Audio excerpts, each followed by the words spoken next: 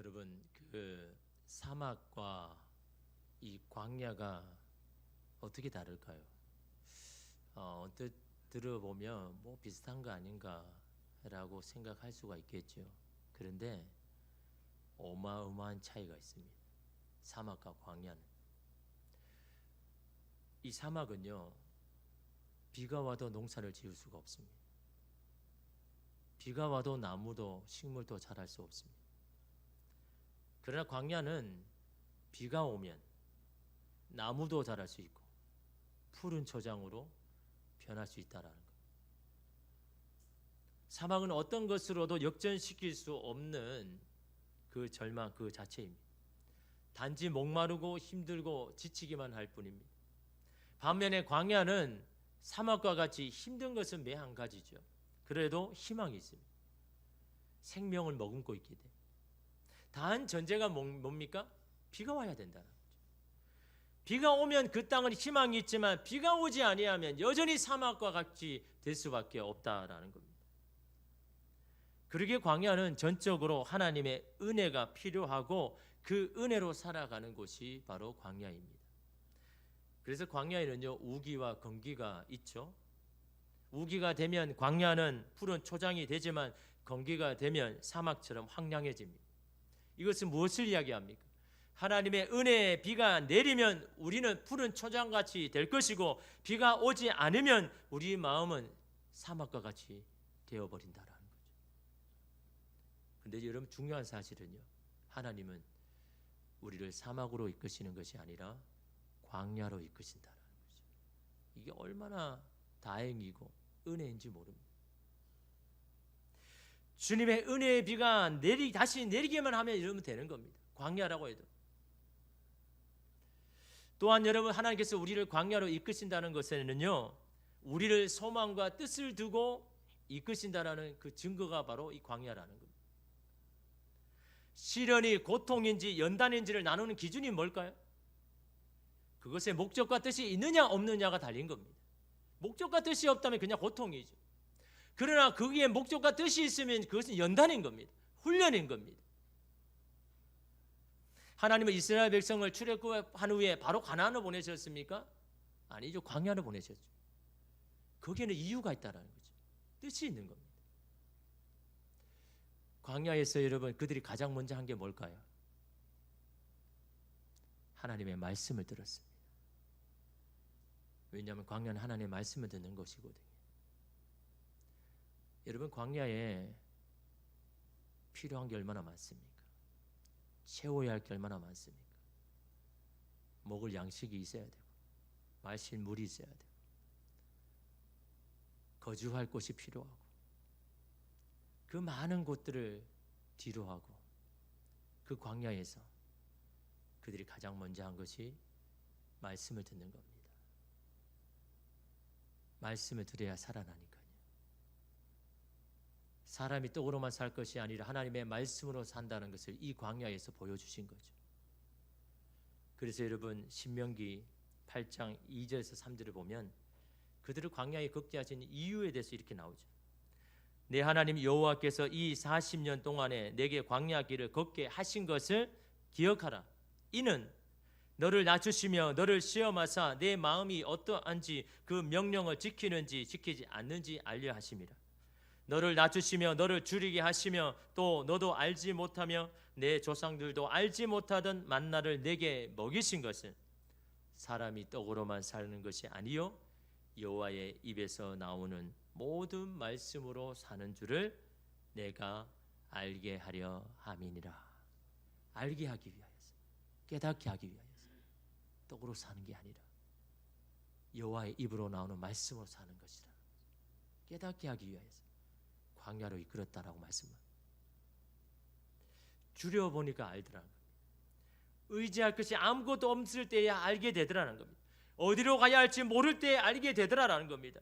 매일 먹을 수 있는 양식이 얼마나 감사한지, 나 혼자가 아니라 나와 늘 함께 하시는 하나님이 계신 것이 얼마나 소중한지. 매일 아침 바쁘게 출근할 때는 몰랐습니다.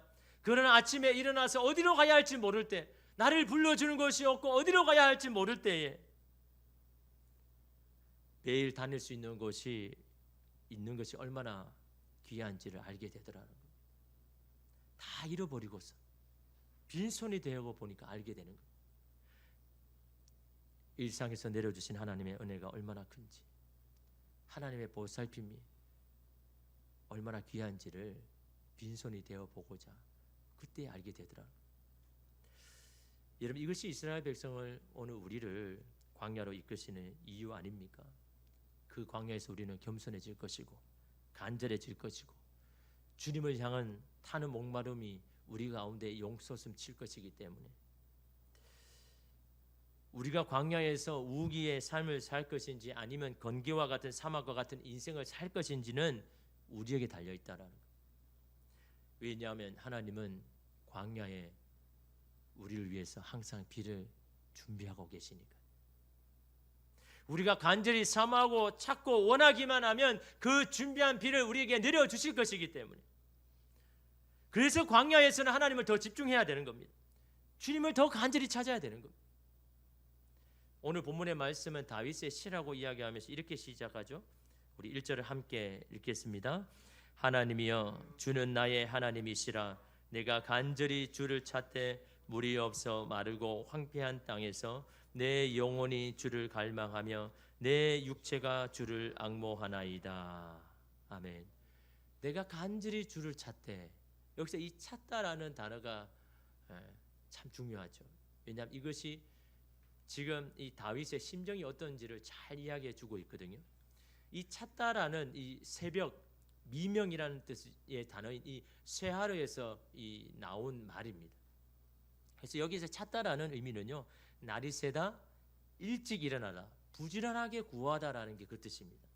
그러므로 다윗이 간절히 주를 찾았다는 것은 뭘 이야기하는 겁니까? 새벽 눈 뜨자마자 하나님을 간절히 찾았다라는 겁니다. 그만큼 하나님에 대해서 간절했다라는 겁니다. 하나님이 얼마나 필요했으면 눈이 뜨자마자, 눈꺼풀을 뜨자마자 하나님을 찾았다라는 거예요. 하나님 어디 계십니까?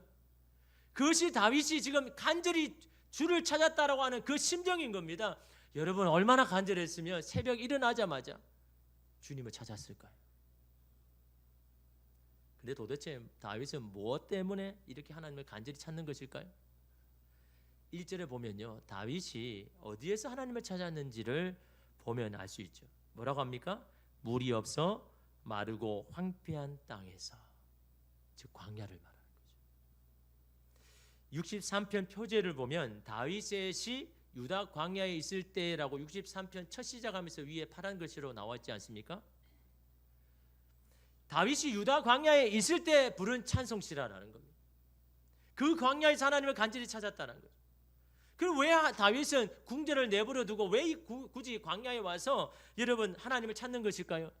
대부분 성경학자들이 다윗이 지금 아들 압살롬의 반란 때문에 쫓겨온 것이 바로 이 유다 광야다라고 이야기합니다. 그러니까요, 어쩔 수 없이 가야 했던 광야입니다. 원치 않았지만 오게 된 광야입니다. 바로 그곳에서 다윗은 간절히 하나님을 찾았습니다. 왜냐하면 하나님께서 그 광야로 부르셨다는 것을 다윗이 알기 때문에,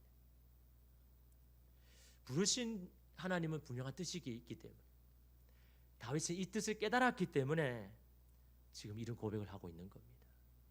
다윗이 깨달았던 하나님의 뜻이 뭘까요? 오늘 우리도 여러분 그걸 깨달아야죠. 왜냐하면 오늘 우리도 삶 가운데 광야로 부르실 때가 분명히 있거든요. 풍요롭게 살던 삶이 갑자기 빈손이 되기도 하고, 건강했던 몸이 질병으로 약해지기도 합니다. 아무 문제가 없던 삶의 근심과 걱정으로 가득 찰 때가 있습니다. 그때가 바로 하나님께서 우리를 광야로 부르시는 때라는 겁니다. 그 광야에서 우리는 뭘 해야 됩니까? 보통 사람들은 어떻게 합니까? 잃어버린 것을 생각하면서 당장에 그것을 채우려고 몸부림칩니다. 다시 원래대로 돌아가려고 막 안간힘을 씁니다. 그러나 그것은요, 하나님께서 우리를 광야로 부르실 때 우리가 해야 할 첫 번째가 아닙니다. 사람들은 그걸 첫 번째로 막 하면서 막 채우려고 하죠. 당장에 빈손이니까. 여러분, 앞에 제가 말씀드렸잖아요. 광야에서 광야가 푸른 초장이 되기 위해서 반드시 있어야 되는 것, 비가 와야 된다는 거죠. 비가 안 오면 광야는 그냥 사막과 똑같습니다. 우리의 수고한 노력이 열매를 맺기 위해서는 가장 먼저 비가 와야 된다는 거죠. 비가 오지 않으면 우리의 땀과 노력은 아무 소용이 없어집니다. 광야에 있을 때는 빈손 잃어버린 것을 먼저 채울 것이 아니라 주님으로 채워야 할 때라는 겁니다. 주님을 간절히 찾아야 할 때라는 겁니다. 주님의 은혜의 비가 내려야 된다는 거죠. 그것을 알기에 다윗이 이렇게 고백합니다. 2절 말씀 우리 함께 읽겠습니다. 내가 주의 권능과 영광을 보기 위하여 이와 같이 성소에서 주를 바라보았나이다. 이 광야에서도 하나님의 능력과 영광을 보기를 위해서, 압살롬에게 쫓기기 전에 예루살렘 성전에서 이 다윗은 하나님의 영광과 권능을 보기 위해서 열심히 하나님을 찾았습니다. 그 열심이 이 광야에서도 동일합니다. 이 광야에서도 하나님의 권능과 능력을 보기를 원합니다. 그 하나님의 권능과 영광과 그 능력이 내 삶을 새롭게 하여 주실 것이니까. 그래서 이러면 그 광야에서도 주님을 간절히 찾는다라고 이런 말씀하고 있는 거죠. 존 비비어 목사님의 이 광야에서라는 책에서요, 주님을 찾기 위해서 우리가 가져야 할 태도에 대해서 말씀하는데, 그 태도를요 누가복음 5장에 나오는 이 새 포도주와 새 부대의 이 비유의 말씀을 통해서 설명합니다. 누가복음 5장 38절 39절에 보니까요, 새 포도주는 새 부대에 넣어야 할 것이라 묵은 포도주를 마시고 새 것을 원하는 자가 없나니 이는 묵은 것이 좋다 함이니라. 새 포도주를 새 부대에 넣어야 된다는 건 다 공감하잖아요. 다 아는 이야기입니다. 근데 문제가 뭡니까? 뭘 지금 이야기하려고 합니까? 새 포도주를 원하는가? 여러분, 이게 문제인 거잖아요. 내가 지금 새 포도주를 원하는가? 원한다면 내가 새 부대 되기를 하나님 앞에 간절히 구하겠죠. 원하지 않는다면 새 부대가 되기를 구하지 않고 기도하지 않을 겁니다. 새 포도주에 대한 간절함이 있어야 새 부대가 되기를 원하는 그런 기도를 하나님 앞에 올려드릴 건 아닙니까? 그런데 왜 새 포도주를 구하지 않는 걸까요? 하나님 우리에게 새 포도주를 주기를 원하는데 왜 우리는 새 포도주를 구하지 않는 것일까요? 왜 그렇습니까? 아직 우리에게 묵은 포도주가 남아있기 때문에, 그 묵은 포도주가 너무 좋기 때문에. 여러분, 그래서 누가복음 5장 39절 다시 보면요, 묵은 포도주를 마시고 새 것을 원하는 자가 없다. 이는 묵은 것이 좋다 함이라. 묵은 포도주를 마시면서 새 포도주를 원하는 사람 없다라는 거예요. 왜 그렇습니까? 당연히 묵은 포도주가 좋으니까. 여러분, 포도주를 만들 때 금방 담근 포도주보다 오래 묵은 포도주가 향이 좋고 맛이 좋은 건 다 알지 않습니까? 그걸 먹고 있는 사람이 여러분 새 포도주를 원하겠습니까? 이것은 여러분 사람의 성향에 대해서 말씀하고 있는 겁니다. 묵은 포도주가 우리 가운데 여전히 있기 때문에 아무도 새 포도주를 원하지 않더라는 거예요. 그게 너무 좋으니까, 너무 편하니까. 묵은 포도주가 뭡니까? 지금까지 오늘 우리에게 있는 오래된 습관과 패턴 아닙니까? 또한 하나님이 주신 것으로 인해서 편안해진 것 아닙니까? 손에 있고 편하기에 우리는 묵은 포도주를 찾는 겁니다. 그러게 하나님이 어떻게 하십니까? 스스로 새 포도주를 원하지 않으니까. 새 포도주를 여러분 원해야 되면 어떻게 해야 됩니까? 묵은 포도주가 없어져야 됩니까? 그래서 묵은 포도주를 비우게 하시는 겁니다. 어디에서요? 광야에서. 광야에 오면 빈손이거든요. 묵은 포도주가 더 이상 없거든요. 새 포도주를 원할 수밖에 없는 겁니다. 묵은 포도주가 더 이상 없으면 새 포도주를 찾고 원할 것이기. 그래서 하나님이 우리를 광야로 보내시는 겁니다. 더 이상 묵은 포도주가 없는 곳으로. 근데 여러분, 광야로 우리를 보내실 때 우리는 이렇게 생각하죠. 하나님, 아니 왜 주셨다가 다시 가져가시는 겁니까? 우리에게 선물로 은혜로 주신 것 아닙니까? 아니 그런데 왜 지금 다시 빈손이 되게 하십니까? 라고 말할 때 있죠. 그런데 여러분, 하나님의 분명한 뜻을 아셔야 되는 겁니다. 우리를 부족하게 빈손으로만 살게 하시는 분이 아닙니다. 하나님 본래의 뜻이 뭡니까? 우리 가운데 후히 되어 주시고 풍요롭게 하시고 많은 것을 부어주기를 원하는 것이 하나님의 이름은 뜻과 목적인 겁니다. 디모데전서 6장 17절 말씀에 내가 이 세대에서 부한 자들을 명하여 마음을 높이지 말고 정함이 없는 재물에 소망을 두지 말고 오직 우리에게 모든 것을 후히 주사 누리게 하시는 하나님께 두며. 우리의 소망을 어디에 두라고요? 누리게 하시고 주시는 하나님께 소망을 두라라는 겁니다. 하나님 우리에게 우위 주기를 원하시는 분인 겁니다. 넘치도록 풍요롭게 해주시는데 그것을 누리게 하시는 분이 하나님인데 왜 그렇게 하시는 겁니까? 우리의 소망을 누리게 하시는 하나님께 두라고. 그래서 우리에게 부어주시는 겁니다. 선물로 주신 것에 소망을 두지 말고 그것을 풍성하게 해주시는 하나님께 두라라고. 하나님과 저와 여러분에게 선물로 주신 게 뭡니까? 가정일 수 있고 자녀일 수도 있습니다. 직장일 수도 있습니다. 우리에게 선물과 은혜를 주신 것 아닙니까? 거기에 소망을 두지 말라는 겁니다. 그것을 주신 하나님께 소망을 두라는 거죠. 근데 인간은 어떻게 합니까? 그 선물에 소망을 둡니다. 그 선물을 너무 사랑한 나머지 이것을 주시는 하나님을 더 이상 찾지 않고 사랑하지 않습니다. 가족이나 건강이나 직장이나 안정과 부유함을 주신 것에 대해서 감사하면서도 정작 하나님을 사랑하지 않더라는 거예요. 하나님을 찾지 않더라. 하나님의 은혜를 잃어버리는 이유가 뭡니까? 왜 하나님의 은혜를 잊어버립니까? 우리는 하나님의 은혜를 잊어버리지 못하지 않습니까? 그런데 왜 우리는 살아가면서 하나님의 은혜를 잊어버리면서 합니까? 하나님이 주신 것을 더 사랑하고 거기에 소망을 두기 시작하면서부터 우리에게는 하나님의 은혜가 사라지기 시작합니다. 그렇지 않습니까? 내게 주신 것을 더 사랑하기 하나님의 은혜가 식어집니다. 하나님의 은혜가 사라집니다. 묵은 포도주를 포기하지 못하기에 새 포도주를 구하는 열심을 내지 않습니다. 묵은 포도주에 소망을 두기에 더 이상 새 포도주가 필요하지 않다라고 말합니다. 하나님이 안정감이 아니라 하나님이 주신 것이 안정감이 되어버렸습니다.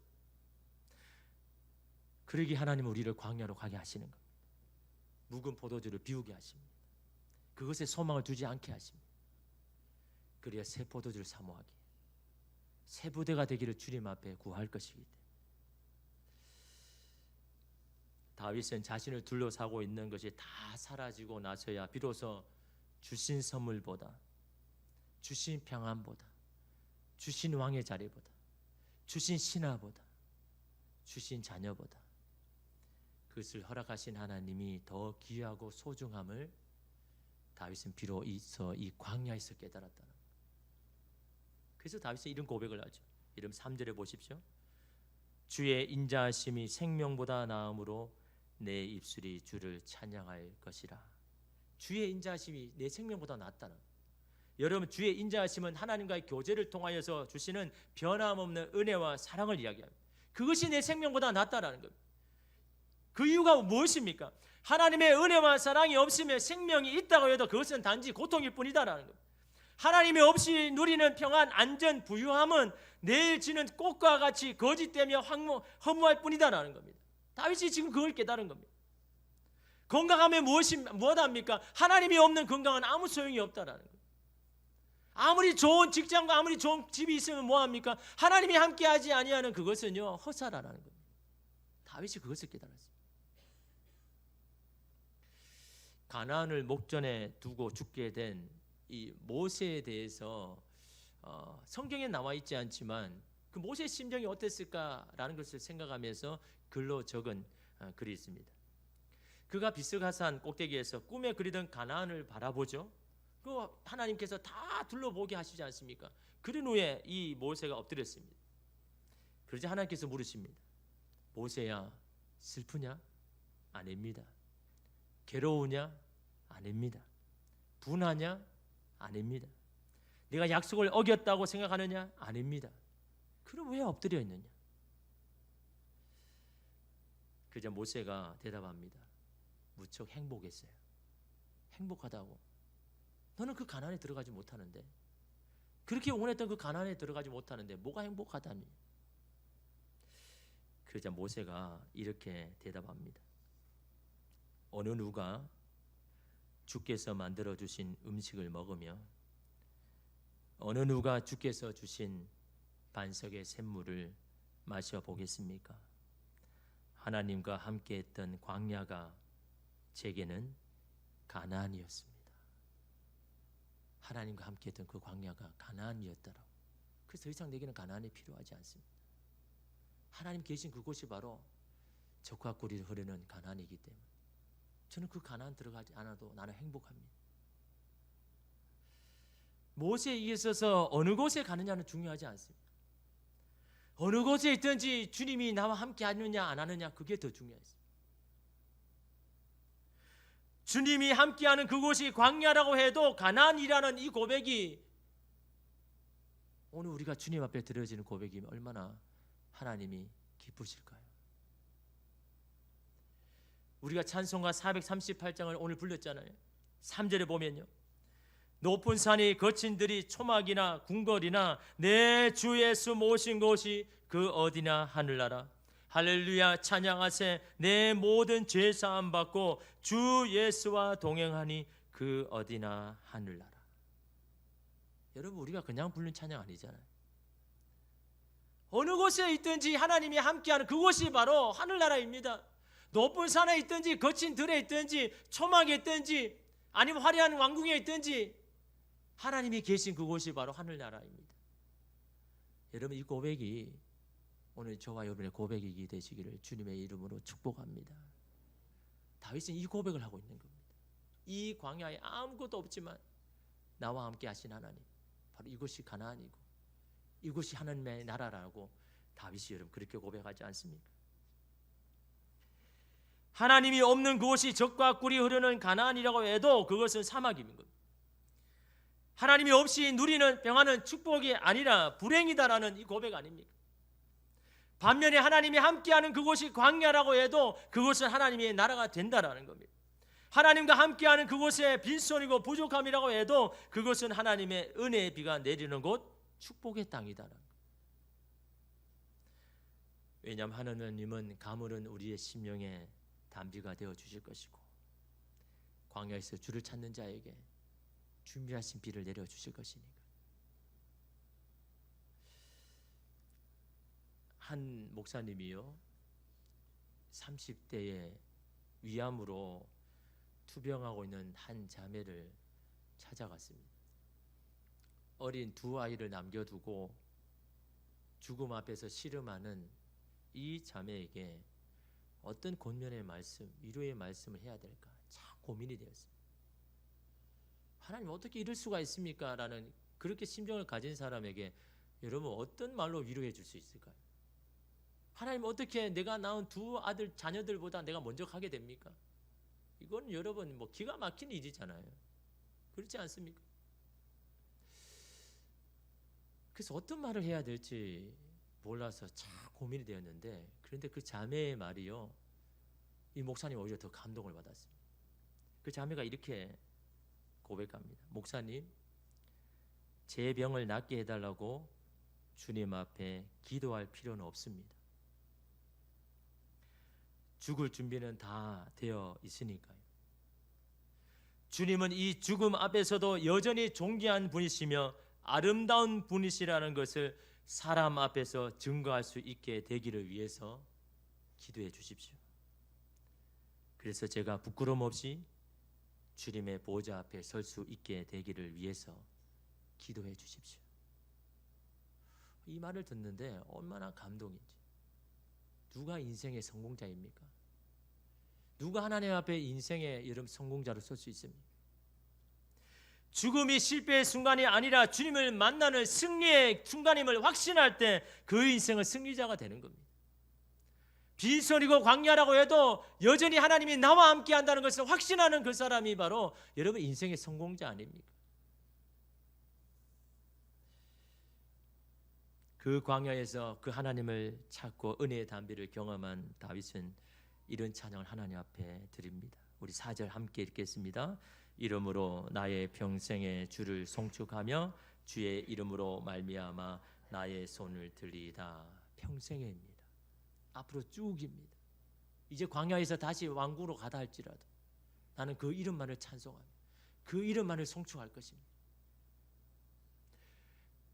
왕궁에 있어서 여러분 이런 찬양을 하는 게 아닙니다. 내 문제가 해결되어서 이런 찬양을 하는 게 아닙니다. 광야에서입니다. 빈손일 때입니다. 그럼에도 불구하고 하나님 앞에 내가 평생에 주님의 이름을 높이며 찬송할 것입니다. 그런 사람을 살겠습니다. 라고 다윗이 고백합니다. 광야에 있다면 우리는 더욱 주님을 찾아야 할 때이고 갈망해야 할 때입니다.